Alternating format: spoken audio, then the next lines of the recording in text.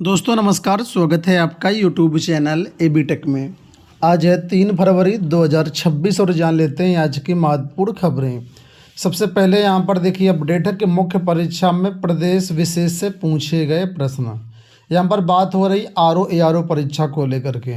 आप लोग जानते होंगे कि लोक सेवा आयोग की आरओ की भर्ती परीक्षा जो है कल से लखनऊ के 13 केंद्रों पर शुरू हो गई है। पहले दिन 2 सत्रों में परीक्षा हुई। प्रथम सत्र में सामान्य अध्ययन जबकि द्वितीय सत्र में सामान्य हिंदी एवं आलेखन सब्जेक्टिव पेपर था। इसमें जो क्वेश्चन आए वो कुल मिलाकर के प्रदेश विशेष से पूछे गए थे। ठीक है, इसके साथ ही दूसरी अपडेट यहाँ पर दोस्तों है कि एलटी ग्रेड में संगीत व उर्दू की उत्तर कुंजी जारी। लोक सेवा आयोग ने एलटी ग्रेड प्रारंभिक परीक्षा 2025 के तहत संगीत विषय और उर्दू विषय की परीक्षा के प्रश्न पत्र और उसकी उत्तर कुंजी जारी कर दिया है। दोनों विषय की उत्तर कुंजी जो है वेबसाइट पर अपलोड है। ये परीक्षाएं 25 जनवरी को कराई गई थी। आयोग ने जो है इसके लिए आपत्ति करने की समय सीमा भी निर्धारित कर रखी है। तो वेबसाइट से चेक करके आपको अगर लगता है कि कहीं विसंगतियाँ आया उत्तरों में या प्रश्नों में तो आप लोग अपना ऑब्जेक्शन भी डाल सकते हैं। दूसरी देखिए यहाँ पर अपडेट है कि प्रदेश भर के सहायक अध्यापकों की नियुक्ति की जांच के आदेश। प्रयागराज से अपडेट है। इलाहाबाद हाईकोर्ट ने महत्वपूर्ण निर्णय में प्रदेश भर के सहायक अध्यापकों की नियुक्ति की जांच करने का निर्देश दिया है। कोर्ट ने जांच प्रक्रिया 6 महीने में पूरी करने को कहा है। ये भी कहा है कि जिन अध्यापकों की नियुक्तियां फर्जी पाई जाती है उनकी नियुक्ति रद्द कर वेतन वसूली की जाए। कोर्ट ने प्रमुख सचिव बेसिक शिक्षा को यह कार्य 6 महीने के भीतर पूरा करने के लिए और सुनिश्चित करने का निर्देश दिया। न केवल अवैध नियुक्तियां रद्द की जाएं बल्कि वेतन की वसूली भी की जाए। मिली भगत करने वाले अधिकारियों के खिलाफ बड़ी कार्रवाई की जाए। एक्चुअल में आपको बता दें, देवरिया की गरिमा सिंह की याचिका पर सुनवाई करते हुए न्यायमूर्ति मंजू रानी चौहान ने कहा कि राज्य सरकार की ओर से कई सर्कुलर और निर्देश जारी होने के बावजूद शिक्षा प्रणाली में पारदर्शिता के लिए जिम्मेदार अधिकारी ऐसी अवैध नियुक्तियों के खिलाफ प्रभावी और समय पर कार्रवाई में विफल रहे हैं। कोर्ट ने कहा कि अधिकारियों की निष्क्रियता न केवल धोखाधड़ी को बढ़ावा देती है बल्कि शिक्षा प्रणाली की जड़ों पर भी प्रहार करते हैं, जिससे छात्रों के हितों का गंभीर नुकसान होता है, जो इस कोर्ट के लिए सबसे महत्वपूर्ण और सर्वोपरि है। तो कुल मिलाकर के जो भी फर्जी नियुक्तियां हैं उन नियुक्तियों को रद्द करने और वेतन वसूली करने के कोर्ट की तरफ से आदेश दिए गए हैं। दोस्तों कल बिहार लोक सेवा आयोग का परीक्षा कैलेंडर जारी किया गया। इस परीक्षा कैलेंडर में कई प्रमुख भर्ती परीक्षाओं का जिक्र किया गया। यहाँ पर देख सकते हैं कौन कौन से एग्ज़ाम कब लगाया गया है।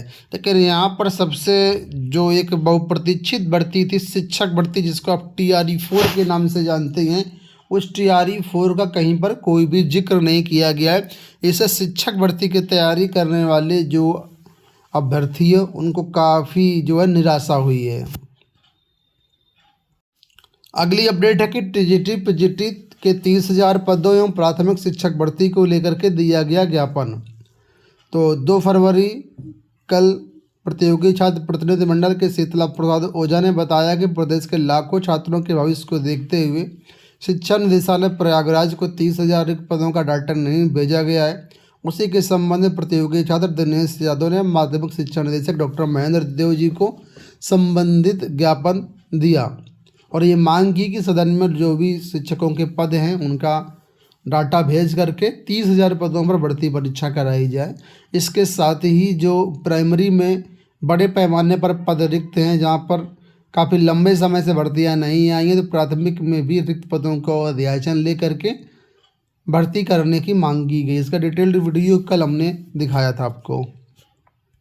मोदी जी और ट्रंप की एक बार फिर से दोस्ती हो गई है और ट्रंप ने इसको लेकर के जो टैरिफ था, रेसिप्रोकल टैरिफ जो 50% लगता था, ठीक है, उसको घटा करके अब 18% कर दिया है। तस्वीरों में आप लोग देख ही सकते हैं कि प्रधानमंत्री मोदी से बात करने के बाद अमेरिकी राष्ट्रपति ने खुद किया ऐलान। तो ये जो टैरिफ है कम हो गया है, जाहिर सी बात है। इसी टैरिफ को लेकर के इंडिया ने पहली बातें नहीं मानी थी, तो कुल मिलाकर के जो है कि टैरिफ 50% बढ़ गया था। मुद्दा क्या था यहाँ पर? तो ट्रंप जी का कहना ये था कि भारत जो रूस से ऑयल खरीदता है वो रूस से ना खरीदे, यानी रूस से तेल खरीदना बंद करे। मेन मुद्दा ये था। तो भारत ने पहली शर्त तो मानी नहीं, तो टैरिफ बढ़ा दिया गया था। अब भारत ने मान ली है तो वापस टैरिफ को कम कर दिया गया है। तो कुल मिलाकर के आज सभी शेयर बाजार आपको हरे हरे दिखेंगे। अगली अपडेट देखिए कि एएनएम भर्ती को लेकर के विषय से इतर आए सवाल के पूरे अंक मिलेंगे। यूपी SSC ने स्वास्थ्य कार्यकर्ता महिला के 5272 पदों पर भर्ती के लिखित परीक्षा में पाठ्यक्रम में अंकित विषयगत ज्ञान से इतर पूछे गए सवाल पर पूरा अंक देने का फैसला किया है। आयोग ने कनिष्ठ सहायक मुख्य परीक्षा की अंतिम उत्तर कुंजी जारी कर दी है। इसे वेबसाइट से एक्सेस किया जा सकता है 8 फरवरी तक। परीक्षा नियंत्रक ने कहा कि पाठ्यक्रम से भिन्न सवाल पूछे गए तो पूर्ण अंक देने का फैसला किया गया है। तो जो भी एएनएम भर्ती आपकी होने जा रही है, इसमें अगर पाठ्यक्रम से सिलेबस के बाहर के क्वेश्चन आएंगे तो पूरे आपको नंबर मिलेंगे। यूपी बोर्ड की परीक्षाएं जो है 18 फरवरी से 12 मार्च तक होंगी और इसमें जो कुछ चुनिंदा पेपर है उन चुनिंदा पेपर पर जो बोर्ड है, जो आला अधिकारी हैं, वो काफ़ी अलर्ट रहेंगे, काफ़ी सक्रिय रहेंगे, क्योंकि जो मुख्य परीक्षाएं होती हैं उसमें कुछ ही परीक्षाओं में जैसे कि गणित हो गया, अंग्रेजी हो गया, इस तरह की परीक्षाओं में नकल की संभावना काफ़ी ज़्यादा रहती है। तो कुल मिलाकर के 4 दिन की परीक्षा में हाई अलर्ट रहेगा। कुछ संवेदनशील ज़िले भी घोषित किए गए हैं, तो संवेदनशील ज़िलों में ज़्यादा सतर्कता रखी जाएगी। डिटेल्ड कार्यक्रम अगर आप देखना चाहें तो देख सकते हैं यहाँ पर। यहाँ देखिए अपडेट है कि 69,000 शिक्षक भर्ती के अभ्यर्थियों ने घेरा डिप्टी सीएम का आवास। 69,000 शिक्षक भर्ती के आरक्षित वर्ग के अभ्यर्थियों ने सोमवार को उप मुख्यमंत्री केशव प्रसाद मौर्य के आवास का घेराव कर प्रदर्शन किया। अभ्यर्थी इस मामले में सुप्रीम कोर्ट में सुनवाई न होने से नाराज हैं। अभ्यर्थी सुप्रीम कोर्ट में सुनवाई की अगली तारीख 4 फरवरी को सरकार की ओर से सशक्त पैरवी करने की मांग कर रहे हैं। अभ्यर्थियों को प्रदर्शन को देखते हुए बड़ी संख्या में पुलिस बल तैनात था। अभ्यर्थी डिप्टी सीएम से न्याय की गुहार लगाते धरने पर बैठ गए। पुलिस ने सभी को बस से बैठा करके इको गार्डन भेज दिया। बिहार से द्वितीय स्तर की जो इंटरमीडिएट लेवल की परीक्षा भर्ती का नोटिफिकेशन आया था, इसमें ग्राम पंचायत कार्यालयों में बहुत सारे पद थे। हमने उसका वीडियो भी बनाया था। तो उसमें एक बार पदों की संख्या में फिर बढ़ोतरी कर दी गई है। लिखा है कि बिहार कर्मचारी चयन आयोग ने और 819 पदों को जोड़ा।